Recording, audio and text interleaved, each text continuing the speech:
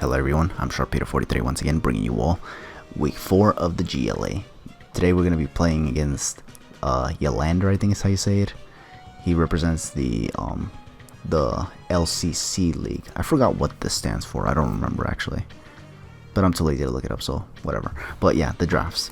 The draft is always, he has a Mega Alakazam, which, you know, can be pretty good. Obviously I've used that shit pretty decently in the ICPL as well as the CBDL. That thing puts a lot of work in, so but thankfully I kind of have an idea of how that thing works, so if he happens to bring it, then we kind of have an advantage with Mega Sharpedo, as long as he doesn't set up a substitute, because that's the only thing that's scary about Mega Zam, is that if it sets up a substitute, it starts to just run house, obviously. But yeah, there's other things that I'm also worried about, such as Aegis Slash. I actually don't remember if this thing actually can abuse King Shield or not. I don't remember. But yeah, he also has Cinderace, which I honestly don't know what this thing does, but a lot of people say it's actually good, honestly, in Generation 8, obviously. But like, I don't know what it does, obviously, so this is actually something new for me, honestly. I don't even remember if I actually looked up Cinderace, like what it can learn and whatnot, when I was making this preparation. I just looked up its stats, but I don't think I looked up what it can learn, honestly. So this could be a bit problematic, honestly. So this team that he has is actually probably gonna be a bit difficult if I actually don't see what's coming, honestly. Keldeo could be a bit annoying too, honestly, depending on the set. Like if it's Scarfed, it can give Mega Sharpedo a bit of an inconvenience, because at, even at +1, Scarf Keldeo outspeeds Mega Sharpedo every day. I'd have to be like at +2 to actually outspeed. Same could be said for Galvantula. If that thing is Scarfed, it'll outspeed Mega Sharpedo at +1. Basically forcing me to try to create a situation where I can actually get +2 with Mega Sharpedo, which is not the best thing to do, because that can make me a bit telegraph with trying to get protect stuff and whatnot.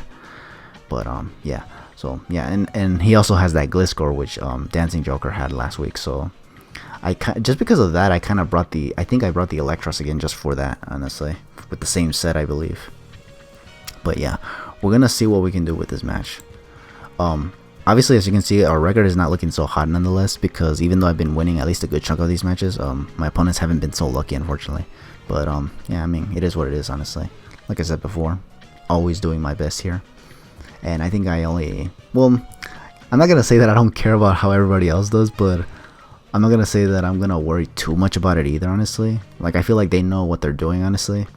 If anything, I don't really like to be the one to be telling them, hey, you're doing this wrong, or hey, you're doing this like not the way I would do it, honestly. No, I just want them to do their own thing, honestly, just like how I'm doing my own thing, honestly, because I feel it's kind of stressful if you actually let people like kind of tell you how to do things, obviously. But that's just me, honestly. But anyways, enough of my extended talk. Let's get into this match as well. So I think he leads off with the Galvantula. Yes, he does. And I lead off with Electro. So this is I guess an okay lead. I guess it's kind of bad because he's guaranteed webs at this point. But I think he was guaranteed no matter what, because I don't have like a mon that can fake out and then just outspeed it and KO it before he can set up anything, honestly. So knowing that I'm pretty much like sentenced to a sticky webs attempt here, I just go for the knockoff here. However, strangely enough, he actually doesn't end up going for sticky webs, and he just ends up hard switching into Lantern. Not sure if he was predicting the flamethrower or was he predicting the volt switch so he can actually, you know, get volt absorbed. But I just go for knockoff and knock off this thing's item. He had leftovers, which is good to know. Good to know that we can actually take off this thing's passive recovery. Now here I'm just going to hard switch into Amogus to see if he has Ice Beam.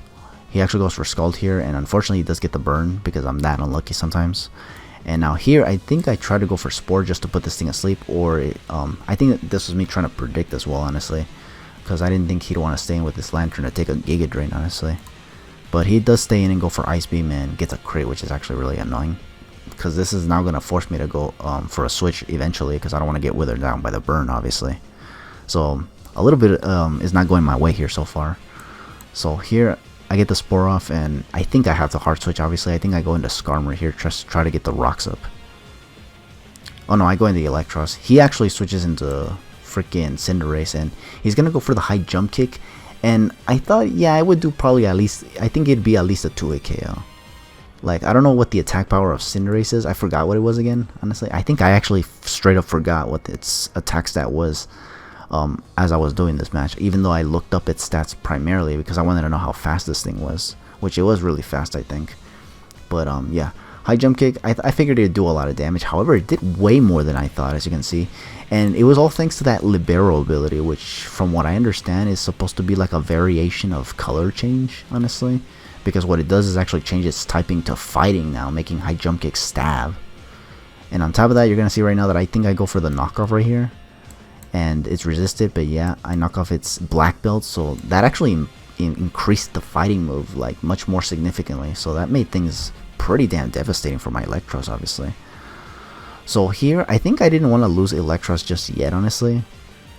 I wanted to see if I can use it against the Gliscor.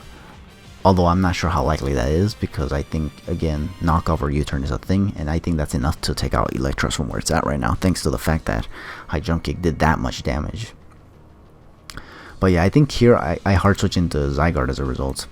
And I think he switches it up to Pyro Ball, which is actually good for me. I'm actually glad he didn't go for another high jump kick, but I can kind of guess why he didn't go for it. It was probably so he doesn't miss or something. Why go for it when I'm weak, you know? Even if he predicts, I think it would have been risky either way, because he could still miss and, you know, take unnecessary damage, which I didn't think he want. So here, I think he's gonna switch out because he doesn't want to let this thing go down. I think he switches into a Gliscor. Yeah, he does go into Gliscor. But I think I switch out here. Yeah, I switch out into Skarmory right here, and he does get his Toxicroak Road, which is annoying. Here, I take advantage of just getting my rocks up and then switching out into something else, obviously. I think I Whirlwind here. I don't remember. No, I just hard switch into Zygarde. I think I didn't even have the Whirlwind here, actually. I think I had the Fog or Taunt, one of the two moves. I don't remember what I had on the Skarmory, but yeah, I didn't have Whirlwind, so I couldn't prevent this Aegislash from setting up if he happens to do so. So what this thing is going to do straight up right now is he's going to go for the Shadow Ball, and it's going to hit my Zygarde really damn hard, as you can see. Because, you know, that's Aegislash for you. It hits like a monster truck, bro. But, yeah. So here, I think I went for 1,000 arrows again, honestly. He's going to hard switch into Gliscor again because he doesn't want to take 1,000 arrows on the Zygarde. I thought he was going to go for Shadow Snake or something, because I know that these things can get Shadow Snake, but apparently he did not have it, so he just switched into the Gliscor.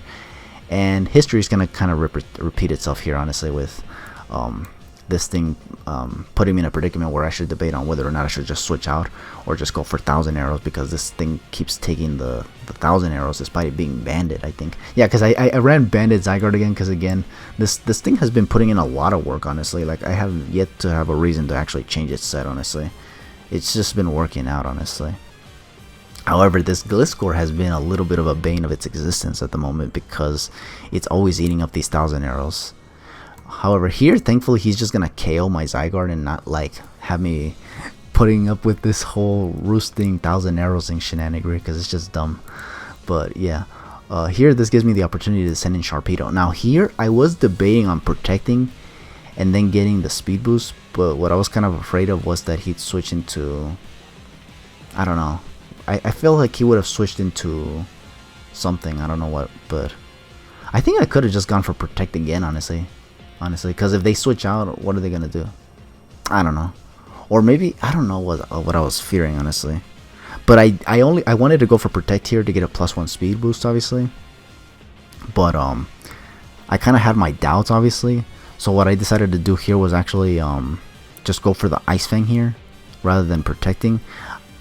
I felt like this was risky because the Gliscor could have survived the Ice Fang, honestly, because Mega Sharpedo, or Sharpedo is not Mega Sharpedo yet. That's why I wanted to protect first, so that way I could just Mega Evolve. But if I did that, the potential Scarf Keldeo or the potential Scarf Galvantula could have come in and do stuff, obviously. So, and that would have been bad for me, obviously. So yeah, I just stayed in and just went for the Psychic Fang or the Ice Fang. So that way, whenever he brings out either Keldeo or Galvantula, I could just protect, obviously. And if they have substitute, then I guess switch out, obviously. Send in something that can take a hit from these two mons. But yeah, so here I'm just gonna go for the Ice Fang, and thankfully it's enough to take out the Gliscor. And chances are that this might be the end of the game, because he's gonna go into this Keldeo. I decided to go for Psychic Fangs. Actually, no, I protect first because I was afraid of this thing being scarred, and he stayed in to go for Sacred Sword. Or Secret Sword, actually, not Sacred Sword, Secret Sword, because Keldeo, you know. So yeah, now I'm +2 speed, so now I can literally outspeed everything, even if everything is scarfed, obviously. Like, I can outspeed everything now. It's just a matter of taking everything that he has out, you know. So here, He's going to go into Lantern. He's going to scout for the Psychic Fangs. I do, in fact, have the Psychic Fangs, and this does a lot of damage to this thing, honestly.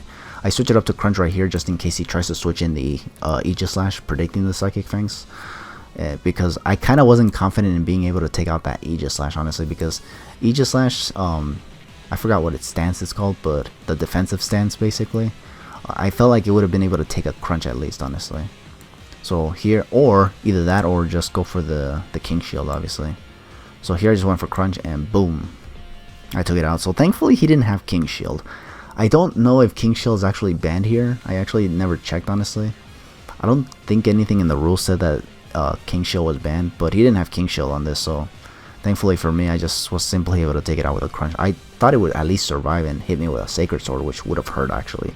Probably even take out my Mega Sharpedo, but he didn't go for either. He didn't go for King Shield, he didn't go for Sacred Sword because he couldn't survive. So crisis averted with this Aegislash, because this Aegislash could have been a problem, honestly.